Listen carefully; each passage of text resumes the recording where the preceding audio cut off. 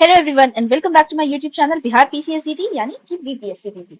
तो GS analysis हम कर रहे थे 70th मेंस का, जिसका जीएस 1 का पेपर मैंने पूरा एनालिसिस आपको प्रोवाइड करा दिया है। आई होप आप लोगों ने वीडियो देख ली होगी। नहीं देखी होगी तो मैं इसी वीडियो के नीचे उसका भी लिंक अटैच कर दूंगी, सो दैट जीएस 1 और जीएस 2 के दोनों के एनालिसिस आप प्रॉपर्ली कर पाए।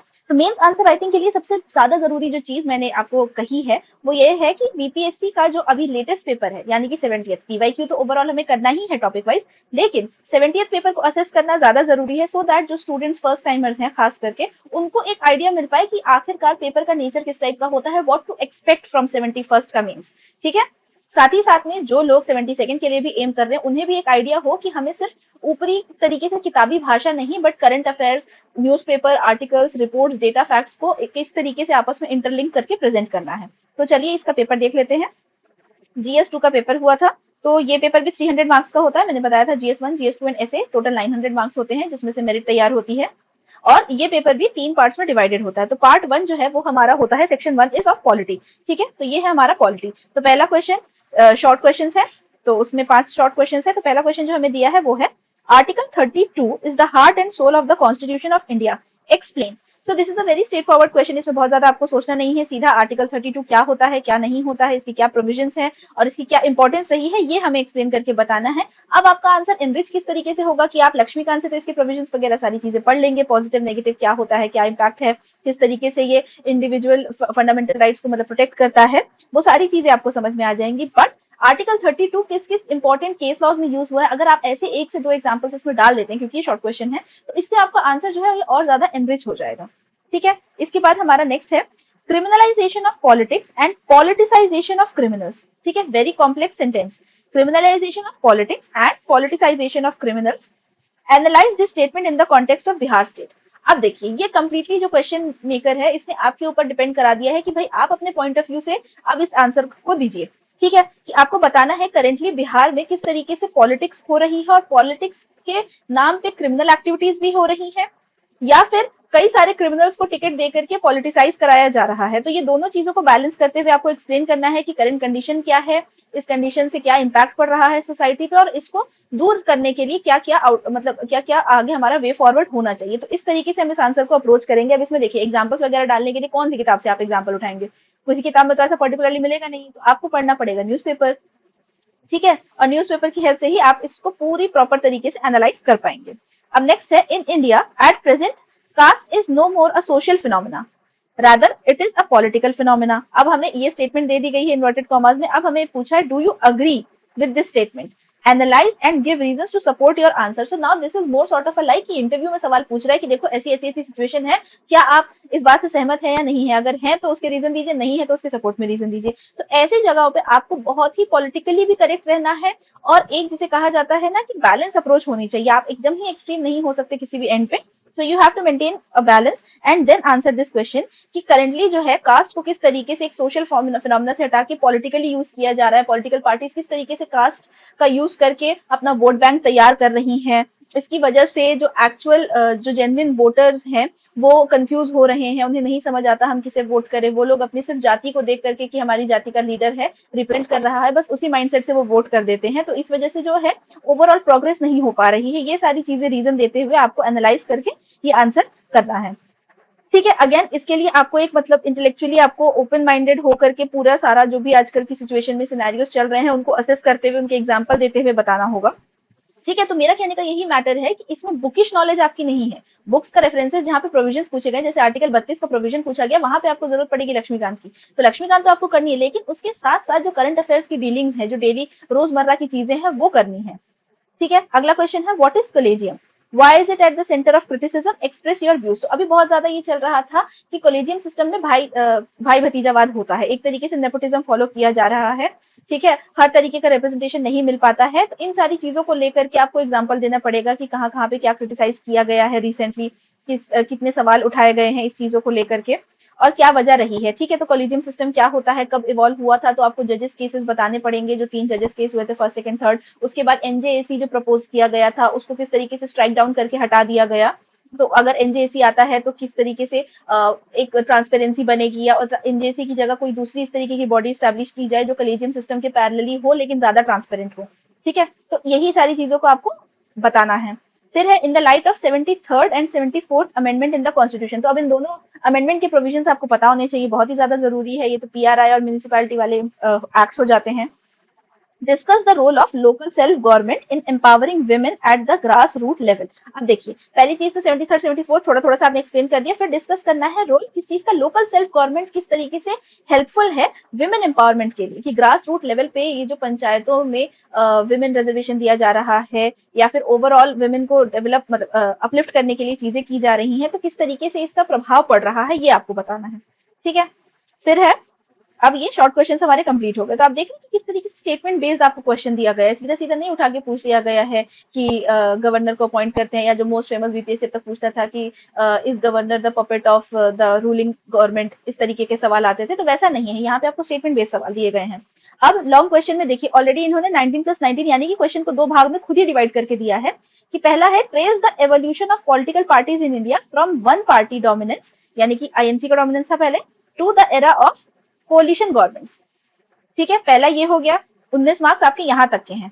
ठीक है, फिर है has the coalition politics undermine the authority of the prime minister in India, give reasons. तो यहाँ पे आपको 19 पार्ट करके दो पार्ट में सवाल पूछा गया। तो सबसे पहले तो आपको एवोल्यूशन पूरा बताना पड़ेगा पॉलिटिकल पार्टीज का, कि कौन सी पार्टी इनिशियली स्टैब्लिश हुई, किस तरीके से एक लंबा चौड़ा टाइम पीरियड रहा इंडिपेंडेंस से लेकर के जहाँ पे आईएनसी ने रूल किया, फिर किस तरीके से चेंजेस आए, लोगों ने डिमांड करी, उसके बाद हमारा कोलिशन पॉलिटिक्स, कोलिशन गवर्नमेंट का सिस्टम एंटर होता है, उसकी वजह से क्या चेंजेस आए।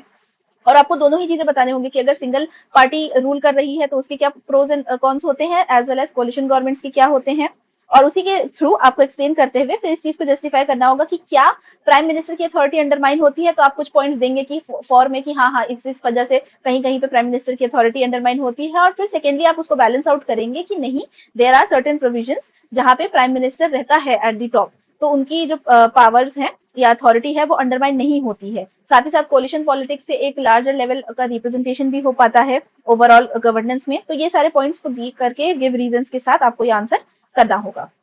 अगला है when there is a change government at the centre. ठीक है, जब जब सरकार चेंज होती है सेंटर पे, यानी कि union government, the governors also change. अब ये कोट अनकोट दे रखा है। ठीक है, in the context of this statement examine the role of governor in India as a link between centre and states. तो आपको गवर्नर का तो रोल बताना ही बताना है, साथ ही साथ आपको पैरेलली ये भी डिस्क्राइब करते चलना है। तो देखिए ये जो गवर्नर का रोल बताना है कि वो किस तरीके से एज अ लिंक एक्ट करते हैं बिटवीन सेंटर एंड स्टेट्स, तो उनका जो पावर्स है, फंक्शंस है, वो सारी चीजें बतानी है। फिर इंपॉर्टेंट जितने भी कमीशन वगैरह रहे, सरकारी कमीशन ने क्या रिकमेंडेशन दिया था, पुंछी कमीशन ने क्या रिकमेंडेशन दिया था गवर्नर और स्टेट के लिंक को लेकर के, वो सारी चीजें भी आपको बतानी है। फिर बताना है can he in any way act according to his own description. तो कहाँ कहाँ पे डिस्क्रिशनरी पावर्स कितना लिमिटेड दी गई है गवर्नर को, वो आपको एक्सप्लेन करना है। और साथ ही साथ स्टेटमेंट का भी आप जस्टिफाई कर रहे हैं, अगेंस्ट में जा रहे हैं, वो भी बताना होगा कि जब जब सरकार चेंज होती है तब तक गवर्नर शफल होते हैं। कि यही कहा जाता है, ये एक तरीके से वही मॉडिफाइड फॉर्म है सवाल का, कि जो गवर्नर है वो एक्ट करता है as a puppet of the union government. तो क्या ये सही है या नहीं है, इस पार्ट को भी देखिए, दो पार्ट में बहुत अच्छे से इन्होंने डिस्क्राइब करके दे दिया है कि 19 मार्क्स मिलेंगे आपको फर्स्ट स्टेटमेंट के। ठीक है, और दूसरी 19 मार्क्स मिलेंगे आपको सेकंड पार्ट के। अगला हमारा क्वेश्चन है besides being a medium of communication language has also been effective as a symbol of identity. Again statement based question, in the light of the statement analyse the political impact of linguistic identity in India. तो देखिए linguistic identity का current affairs में भी चल रहा था कि बहुत सारे स्टेट्स का अपना चल रहा है, साउथ स्पेसिफिकली सदर्न स्टेट्स हो गए, महाराष्ट्र हो गए। ठीक है, लिंग्विस्टिक आइडेंटिटी को लेकर के वहां पे बहुत स्ट्रॉन्ग तरीके से अपोज किया जा रहा है अगेंस्ट हिंदी। ठीक है, तो उन चीजों को हमें डिस्क्राइब करना है थोड़ा सा। फिर हमें पॉलिटिकल इंपैक्ट बताना कि किस तरीके से लिंग्विस्टिक आइडेंटिटी, तो ये क्योंकि क्वेश्चन मैंने अटेम्प्ट किया था तो मैं आपको एक ब्रीफ ओवरव्यू देती हूँ कि जब हमारा इनिशियली 1956 में पहली बार लिंग्विस्टिक बेस पे एक स्टेट क्रिएट हुआ, फिर और स्टेट्स की डिमांड होती चली गई, उसके बेसिस पे जो है रीजनल पार्टीज फॉर्म होती चली गई, तो पूरा पॉलिटिक्स का जो एजेंडा था वो किस तरीके से लिंग्विस्टिक मैनर में चेंज हो गया, तो उसका आप एवोल्यूशन बता सकते हैं यहाँ पे। ओके, अगला है राइट एन एसे। ये तो खैर अलग ही टाइप का सवाल दे दिया था कि ऐसे लिखना है आपको on the political and constitutional changes in Jammu Kashmir after the abrogation of 370। तो 370 हुआ, कब हुआ, क्या हुआ, उसकी वजह से क्या चेंजेस आए ये बताया, और उसके बाद क्या पॉलिटिकल और कॉन्स्टिट्यूशनल चेंजेस हैं जो करंटली उसके बाद से देखे गए हैं जम्मू कश्मीर में। तो ये आपको पूरा बताना है, ऐसे के फॉर्म में बोला गया है तो आप इसे बहुत ही मतलब इनलार्ज मैनर में लिख सकते हैं। ये हो गया हमारा सेक्शन 1। तो हमने सेक्शन 1 देखा, polity is completely statement based. अब आ जाते हैं सेक्शन 2। ठीक है, सेक्शन 2 हमारा होता है इकोनॉमिक्स प्लस ज्योग्राफी। ज्यादातर पहले जो इसमें है इकोनॉमिक्स के क्वेश्चन आते थे और ह्यूमन ज्योग्राफी का सवाल पूछा जाता था, बट पिछले 2 बार से थोड़ा सा ट्रेंड देखा जा रहा है कि वो ज्योग्राफी में थोड़ा सा इन डेप्थ पूछ रहे हैं, एग्रीकल्चर को लेकर के, मिनरल्स को लेकर के, मॉनसून के पैटर्न्स को लेकर के काफी सवाल देखे गए हैं। तो इकोनॉमिक्स का जो है वो प्रोपोर्शन थोड़ा कम हो गया, ज्योग्राफी का थोड़ा बढ़ गया। तो इस बार ज्योग्राफी की प्रिपरेशन बहुत अच्छे से करनी है। 11th-12th की एनसीईआरटी जो है ज्योग्राफी के लिए वो बहुत अच्छे से हमें कवर करनी है। तो पहला शॉर्ट आंसर वाला सवाल है, explain the climatic conditions and mechanism of winter rainfall in India with their spatial spread. तो सबसे पहली चीज तो देखिए, ज्योग्राफी के जब भी सवाल आते हैं सबसे पहला है जो आपको मैप बनाना है। विंटर रेनफॉल होती है, आपको एक इंडिया का मैप ड्रॉ करना है, आपको दिखाना है कि किस तरीके से विंड्स आ रही हैं, रेनफॉल कहाँ कहाँ हो रहा है, और साथ ही साथ क्लाइमेटिक कंडीशंस और मैकेनिज्म आपको बताने। तो दिस इज कंप्लीटली एनसीईआरटी वाला सवाल कि एनसीईआरटी में जैसे जैसे फैक्टर्स गिवन होंगे वही फैक्टर्स आपको यहाँ पे लिस्ट डाउन करने हैं। नेक्स्ट है, discuss the environmental and economic benefits of mangrove forest cover along the Indian coast. तो पहली बात तो हमें बताना है मैंग्रोव फॉरेस्ट क्या होता है, क्या नहीं होता, कहाँ पाया जाता है, इंडिया में कहाँ कहाँ पाया जाता है, मैप बना दिया, दिखा दिया। उसके बाद आपको बताना है कि उसके एनवायरमेंटल और इकोनॉमिक बेनिफिट्स क्या होते हैं। This is also very straight forward question from NCERT. Okay, अगला है, what are the suitable geographical conditions for the cultivation of major types of millets in India. तो मिलेट्स का बहुत ज्यादा चल रहा था, ठीक है, श्री अन्न के नाम से मिलेट्स को प्रमोट किया जा रहा है इंडिया में।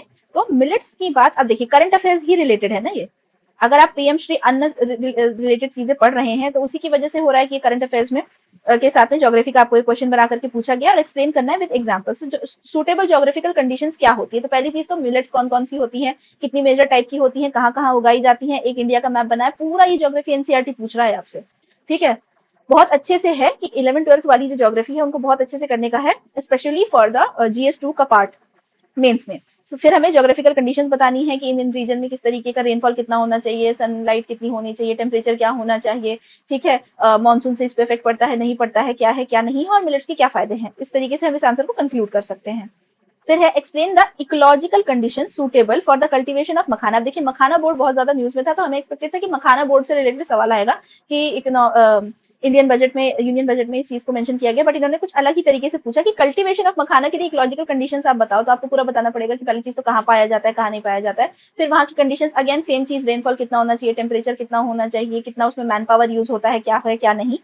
What measures are being taken by the government to increase its production and marketing। अब यहाँ पे आपको जो पूरा यूनियन बजट में हमारे मेंशन किया गया है, पहली चीज तो जीआई टैग मिला है, वो सब बता सकते हैं। फिर उसके बाद मखाना बोर्ड स्टैब्लिश होना है, मखाना बोर्ड के अंदर की क्या क्या फीचर्स हैं जो बजट में बताए गए थे, वो बस एक लाइन से यहाँ पे लिस्ट डाउन कर देंगे और आपका आंसर हो गया complete. Discuss the growth and development of automobile industries in and around 4 largest metropolitan cities regions in India। अब ये क्वेश्चन था googly, because this was completely of the track, जो हमें एक्सपेक्टेड नहीं था कि चीजें पूछी जा सकती हैं, ठीक है, बट कोई ये ऑफ द रोड वाली चीज नहीं है, ये इकोनॉमिक्स और ज्योग्राफी, जो ह्यूमन ज्योग्राफी की जो बुक्स है उन्हीं से रिलेटेड सवाल है, ये उन्हीं चीजों में दिया हुआ है कि 4 लार्जेस्ट मेट्रोपॉलिटन सिटीज जो हमारी हो गई, दिल्ली, मुंबई, चेन्नई, कोलकाता, उसके नियर बाय रीजन्स में किस तरीके से ऑटोमोबाइल इंडस्ट्रीज का जो ग्रोथ एंड डेवलपमेंट चल रहा है। तो वो बताना, तो अब आपको देखना पड़ेगा कि कौन कौन सी बड़ी बड़ी ऑटोमोबाइल इंडस्ट्रीज है, किसका प्लांट कहाँ पे लगा हुआ है, कुछ नोएडा में लगा हुआ है, चेन्नई में कहाँ पे लगा हुआ है, तो उसी चीजों को लिस्ट आउट करना है। ये थोड़ा सा हो जाता है शॉर्ट क्वेश्चन में कभी कभी, बट अब क्या है, 71st के लिए हमें इन चीजों को भी लेकर के तैयार रहना है।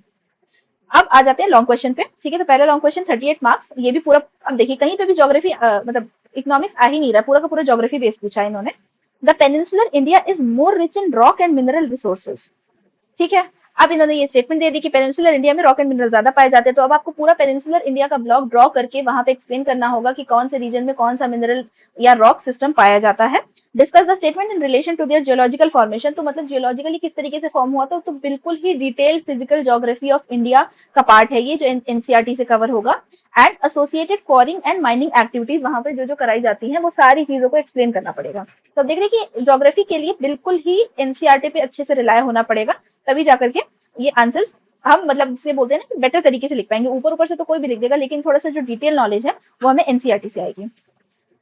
फिर है, distinguish between alluvial and diluvial soils of India and explain their process of formation, characteristic, distribution pattern with examples. अब ये इन्होंने एक छोटी सी चीज को बहुत लंबा करके दे दिया कि आपको बताना पड़ेगा एलुवियल सॉइल्स क्या होती हैं, फिर डिलुवियल सॉइल्स क्या होती हैं, दोनों में फर्क क्या होते हैं, उनका प्रोसेस ऑफ फॉर्मेशन। तो बेसिकली अगर आप उसको इस तरीके से भी करें कि एलुवियल इधर लिख करके डिलुवियल इधर लिख करके पूरा एक्सप्लेन करते चले गए पॉइंट वाइज में, तो भी ठीक है, बट लेकिन क्योंकि ये 38 मार्क्स है तो you have to write a lot, और यहाँ पे आपको बिल्कुल डीप डाउन जाना पड़ेगा कि एक एक चीज की क्या प्रोसेस है फॉर्मेशन का, क्या कैरेक्टरिस्टिक्स है, कौन कौन सी उस सॉइल पे मतलब क्रॉप्स उग सकती हैं, कहाँ कहाँ उगाई जाती हैं, क्या डिस्ट्रीब्यूशन पैटर्न है पूरा इंडिया में विद एग्जाम्पल्स। ओके, फिर है अगला क्वेश्चन, जिसका discuss the causes and consequences of the out migration of population from Bihar and the measures taken by state to stabilise the population. Now this is the only economics का जो most projected question था कि हाँ ये expected था कि ये सवाल तो आता ही आता है, because out migration is a big issue in Bihar, क्योंकि बहुत ही लार्ज नंबर में यहाँ से लोग माइग्रेट होते हैं, अलग अलग स्टेट्स भी जा रहे हैं या फिर मिडिल ईस्ट कंट्रीज में भी जाते हैं फॉर काम।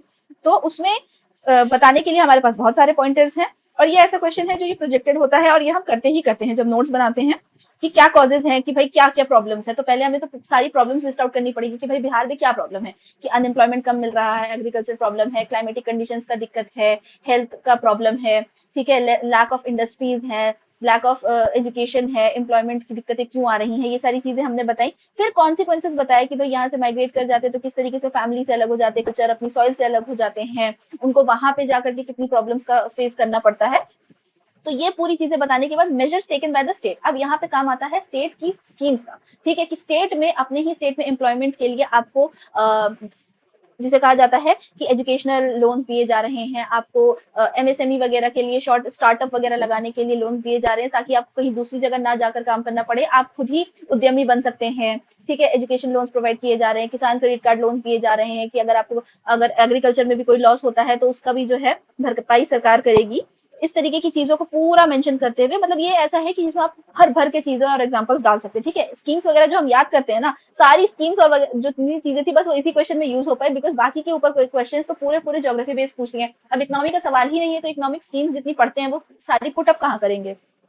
और दूसरा क्वेश्चन था examine the ecological and economic benefits of solar energy generation in India with suitable examples. तो again this is also geography पूरा का पूरा एनसीईआरटी बेस्ड, कि सोलर एनर्जी जनरेशन कहाँ हो रहा है, क्या क्या इकोलॉजिकल सिचुएशन होती है, इकोनॉमिक बेनिफिट्स क्या हो रहे हैं, इसमें भी आप लेकिन थोड़ी बहुत जो सोलर एनर्जी वाली स्कीम है उनका एग्जांपल देकर के इसे इंक्लूड कर सकते हैं। तो ये हो गया हमारा सेक्शन 2। अब आप लोगों को लग रहा होगा कि इतने सारे सवाल में अभी तक सेक्शन 2 ही कंप्लीट हुआ है, बट हाँ बहुत लिखना पड़ता है, और जीएस 2 लिखने में हाथ की बहुत बुरी हालत हो जाती है, because you have to write 15 short questions and 5 long questions, which is a lot, like legit a very very lot to write, ठीक है। सेक्शन 3 में अब आते हैं। सेक्शन 3 हमारा साइंस एंड टेक। अब इसमें भी 5 शॉर्ट क्वेश्चन होते थे, पर इस बार इन्होंने क्या किया, एक और शॉर्ट क्वेश्चन दे दिया, जो जब तक हम यहाँ नहीं पहुंचे थे ना तब तक किसी ने देखा भी नहीं था कि इसमें एक और क्वेश्चन दिया हुआ है, ठीक है। तो 6 शॉर्ट क्वेश्चन दे दिए थे, 6 मार्क्स ईच के। तो सबसे पहले था explain how science and technology is helping in agriculture productivity and food preservation. Now this is very light, ठीक है। साइंस एंड टेक्नोलॉजी आपको लगता होगा कि अरे बहुत टेक्निकल सवाल पूछेगा, नहीं। बहुत सारी जगहों के मैं मटेरियल देखती हूँ जहाँ पे वो बिल्कुल पेलोड्स वगैरह और रॉकेट्स की स्पेसिफिकेशन में चले जाते हैं। कभी बीपीएससी वैसा सवाल पूछता ही नहीं है साइंस एंड टेक में, उतना टेक्निकल सवाल आता ही नहीं है। ये तो बहुत जेनरिक मैनर में पूछ रहे हैं कि टेक्नोलॉजी किस तरीके से हेल्प कर रही है एग्रीकल्चर प्रोडक्टिविटी में और फूड प्रिजर्वेशन में। अब आपका यहाँ पे काम है कि आपको बताना है कि किस तरीके से एआई हो गया या फिर नैनो टेक्नोलॉजी है या बायोटेक्नोलॉजी है, ये सारी चीजें किस तरीके से यूज होती हैं। अब यहाँ पे आपको एग्जांपल्स देने हैं और स्कीम्स वगैरह के साथ भी रिलेट कर सकते हैं। तो इसमें जो साइंस एंड टेक्नोलॉजी की जो मैगजीन है मेंस 365 की, वो काफी सफिशिएंटली आपको हेल्पफुल हो जाती है, बहुत कुछ इधर उधर से नहीं पढ़ना पड़ता आपको, स्पेसिफिकली साइंस एंड टेक्नोलॉजी की जो टेक्निकल डिटेल्स है उसमें नहीं जाना है। अब वैसे ही दूसरा सवाल है कि व्हाट इज साइबर क्राइम। तो साइबर क्राइम तो अब आजकल तो ट्रेंड कर रहा है, करंट अफेयर्स में भी रहता है। Write different types of cyber crime and explain how technology is helping to minimise such crimes. तो ये मेंशन होता है कि किस तरीके से अलग अलग तरीके के मैलवेयर अटैक होते हैं, फिशिंग होता है, ठीक है, बॉट से रिलेटेड जो चीजें हैं, तो उन सारी चीजों को एक्सप्लेन करना है, और टेक्नोलॉजी किस तरीके से हेल्प कर रही है इस क्राइम को कम करने के लिए। तो साइबर क्राइम से रिलेटेड हमारे पास डिविजन भी बन रहे हैं, सरकार भी इस चीजों पर ध्यान दे रही है कि साइबर क्राइम को कम करना है। अगला है we need science and technology in every sphere of life beginning from the treatment of disease such as cancer to book a train air ticket. अब ये एक स्टेटमेंट बेस्ड क्वेश्चन है, जिस तरीके से पॉलिटी के थे। जस्टिफाई करना है ये स्टेटमेंट। अब इस स्टेटमेंट को जस्टिफाई ही तो करना है, तो आपको क्या है, इन सारी स्टेटमेंट्स के लिए इसमें एविडेंसेस लगाने, एविडेंसेस हो जाएंगे आपके एग्जाम्पल। आप बताएंगे किस तरीके से साइंस एंड टेक्नोलॉजी यूज होती है हेल्थ केयर में, ठीक है, डिजीजेस क्योर करने में, कैंसर क्योर करने में किस तरीके से नई नई टेक्निक्स आ रही हैं, और इनके लिए जो एग्जाम्पल्स का फीडर है वो आपको मिलेगा मेंस 365 की मैगजीन से या फिर कोई भी करंट अफेयर्स की मैगजीन से, क्योंकि वहां पे हम देखते हैं कि एआई इंट्रोड्यूस किया जा रहा है कैंसर ट्रीटमेंट में, एम्स दिल्ली ने अपनाया है एआई ऑन्कोलॉजी करके। तो इस तरीके की बहुत सारी चीजें और एग्जाम्पल्स ही भरने हैं। बेसिकली साइंस एंड टेक्नोलॉजी का काम है वहां पे हमें बहुत सारे एग्जाम्पल्स देने हैं। उसके बाद ट्रेन एयर टिकट के लिए किस तरीके से आईआरसीटीसी वगैरह की वेबसाइट्स होती हैं, उसके साथ साथ में उन्होंने एआई भी दे दिया है आपको असिस्ट करने के लिए। उसके बाद आपको किस तरीके से रिमाइंडर्स आते हैं, तो ये सारा साइंस एंड टेक्नोलॉजी का ही तो पार्ट है। आपकी ट्रेन डिले हो गई है, आपकी रिजर्वेशन कंफर्म हो गया है, बुकिंग कहाँ पहुंची है, ये सारे आपको जो एसएमएस आते हैं सब आपको टाइमली रियल टाइम अपडेट्स मिल जा रहे हैं, या आप ट्रैक कर पा रहे हैं कि आपकी फ्लाइट, फॉर एग्जाम्पल आपकी किसी रिलेटिव की फ्लाइट टेक ऑफ हुई तो वो किस वक्त लैंड करेगी। तो हर एक चीज क्यों पॉसिबल हो पा रही है, thanks to science and technology. Next है describe how technology of DNA fingerprinting, ठीक है। अब यहाँ पे स्पेसिफिकली डीएनए फिंगरप्रिंटिंग पता होना चाहिए, helps in the area of forensic science. तो डीएनए फिंगरप्रिंटिंग के बारे में हम बताएंगे, ये एक सेपरेट टॉपिक है, आपको हर महीने की मैगजीन में इधर उधर से कहीं ना कहीं मिल ही जाएगा करंट अफेयर्स में।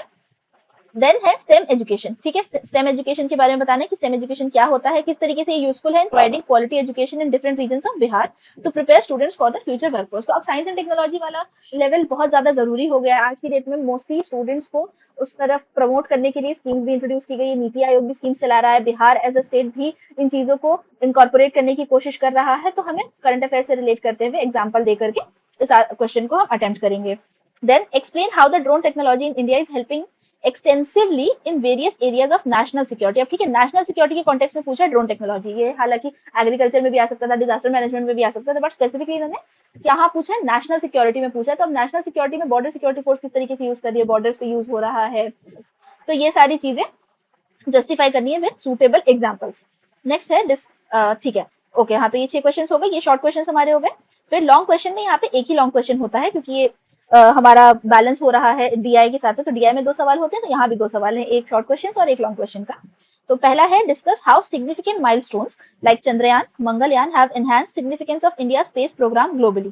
तो आपको सीधा सीधा बता दिया गया चंद्रयान, मंगलयान जैसे जो बाकी के माइलस्टोन है, तो इसमें आदित्य एल1 मिशन भी ऐड हो जाता है, ठीक है, स्पैडेक्स मिशन भी हमारा ऐड हो जाता है। इन सब की सिग्निफिकेंस बतानी कि इंडिया का स्पेस प्रोग्राम किस तरीके से बढ़ रहा है। तो मैंने नोट मेकिंग वाले टॉपिक्स में एक टॉपिक दिया हुआ है कि इसरो के अचीवमेंट्स जो है वो सेपरेटली हमें लिस्ट डाउन करने बहुत ज्यादा जरूरी, क्योंकि एक सवाल जरूर आता है। जैसे चंद्रयान है, पिछली बार भी पूछा गया था 69 में, फिर 70 में चंद्रयान मंगलयान इन्होंने कंपाइल करके पूछ लिया है। और आगे है also mention how the space mission are helpful in the sectors like agriculture, disaster management and urban planning. अब आपको एक 3 टॉपिक्स मिल गए हैं कि डिजास्टर में किस तरीके से स्पेस मिशन हेल्प कर रहे हैं, तो आपको बताना है कि कौन कौन से रॉकेट सिस्टम्स हैं या कौन कौन से सैटेलाइट सिस्टम है जो जाकर के डिजास्टर प्रिवेंशन में यूज होती है, किस तरीके से एग्रीकल्चर के लिए यूज होती है, इनसैट मिशन वगैरह है जो हमें क्लाइमेट की नॉलेज देते हैं सो दैट की क्रॉप्स का हम बेटर सर्वे कर पाए, एंड अर्बन प्लानिंग में किस तरीके से यूज हो रहा है। तो ये बहुत ही मतलब 36 मार्क्स के हिसाब से आपके पास बहुत वास्ट डेटा हो जाता है। जब आप इन चीजों पे नोट्स बना लेंगे कि किस तरीके से ये हेल्पफुल है, तो आपको लगेगा कि अरे मोर देन इनफ डाटा है हमको इस पे करने के लिए। और इसका लास्ट जो ऑप्शन है वो है what do you understand by WiFi, ठीक है, वाईफाई बताना है, वाईफाई क्या होता है, explain how it help in the development of economy, infrastructure and higher education in India. तो अगेन वाईफाई बता दिया, ठीक है, क्या होता है वाईफाई, किस तरीके से जरूरी है ये बता दिया। अब हेल्प कर रहा है डेवलपमेंट ऑफ इकोनॉमी में, economy is a separate sub topic, infrastructure is a separate sub topic, and higher education is a separate sub topic. तो यहाँ पे मैं बताना है कि गवर्नमेंट किस तरीके से पब्लिक स्पेसेस में फ्री वाईफाई प्रोवाइड करती है, ठीक है, इकोनॉमी को बूस्ट करने में किस तरीके से वाईफाई हेल्प हो रहा है, इंफ्रास्ट्रक्चर के लिए कहाँ जरूरत पड़ रही है, हायर एजुकेशन में कितना ज्यादा अहमियत हो गई है वाईफाई की, फिर इंडिया डेवलप भी कर रहा है 5G सर्विसेज, 6G सर्विसेज, इन सारी चीजों को हम इंटीग्रेट करते हुए बहुत अच्छे से आंसर कर लेंगे। बट ट्रस्ट में, मतलब मैंने तो 8 का ए ही ऑप्शन किया था, because this is a much better and vast topic to write down as compare to the WiFi version. But आपको एक आइडियोलॉजी वाइज पता चल गया होगा कि किस तरीके से जो है सवाल पूछे गए हैं, क्या पैटर्न रहता है बीपीएससी का। सबसे ज्यादा जरूरी है पैटर्न समझने का। अगर हमने पैटर्न को समझ लिया ना, तो हमारा जिसे बोलते हैं ना 30% काम तो वहां पे समझ में आ जाएगा, क्योंकि अब इसी पैटर्न के बेसिस पे हम नोट मेकिंग करेंगे। ऐसा नहीं है कि हम कुछ भी रैंडमली, बहुत सारे लोग बोलते हैं कि मैम नोट्स कैसे बनाए समझ नहीं आता है, कि जो चीजें लिखी है सब इंपॉर्टेंट लग रही है, नहीं, सब चीजें इंपॉर्टेंट नहीं है। आप देखिए ना, हर क्वेश्चन का एक पैटर्न है, उस पैटर्न में है कि वही वो पूछता है कि कॉन्सिक्वेंसेस, सिग्निफिकेंसेस, आउटकम्स, ये सारी चीजें हैं जो मैटर करती हैं, प्रोविजंस। तो इन पे फोकस ज्यादा करना है, रादर देन एक लंबा चौड़ा इंट्रोडक्शन की यहाँ पे ऐसा हुआ था, फिर वो हुआ था, फिर ये है, फिर वो है, ये चीजें नहीं चाहिए बीपीएससी को। बीपीएससी को टू द पॉइंट आंसर चाहिए, और जितने पॉइंटर्स आपके पास अवेलेबल होंगे नोट्स में, उतने ज्यादा आप इनकॉर्पोरेट कर पाएंगे अपने आंसर में, और जितने ज्यादा पॉइंट्स आंसर में, उतने ज्यादा नंबर आपके पास। तो ये एक सिंपल सी स्ट्रैटेजी है। तो आई एम होपिंग कि आप लोगों को ये हेल्पफुल रहा होगा। 70th का GS1 GS2 हमने दोनों कवर कर लिया है। अब इसके बाद से एज प्रॉमिस्ड अब हम हिस्ट्री के टॉपिक स्टार्ट करेंगे कल से, और उसके साथ साथ में एक दिन हिस्ट्री का टॉपिक चलेगा, एक दिन मेंस 365 का लेक्चर डालूंगी मैं। एंड मैंने बता दिया है ऐसे अ वीक होगा, तो ऐसे आई एम एक्सपेक्टिंग कि हम सैटरडे सैटरडे ऐसे के लिए रख देंगे। तो आप जो इस बार का ऐसे होगा, पहला ऐसे वो हम 70th से ही स्टार्ट करेंगे, and then we'll go backwards कि पहले 70th के सारे ऐसे करेंगे, फिर 69th के, फिर 68th के। तो अगर आपको किसी भी तरीके का और कोई भी डाउट है या कोई क्वेश्चन है, कोई क्वेरी है, पूछना है, तो आप कमेंट भी कर सकते हैं नीचे वीडियो में। अदरवाइज आप मेरे टेलीग्राम चैनल बिहार पीसीएस दीदी पे ज्वाइन करके कमेंट कर सकते हैं, या आप मुझे मेल कर सकते हैं bpscdd@gmail.com पे। And please like share and subscribe करें इस वीडियो को, अपने दोस्तों के साथ शेयर करें, अच्छे से तैयारी करें, पढ़ाई करें, and all the best to everyone. See you, take care.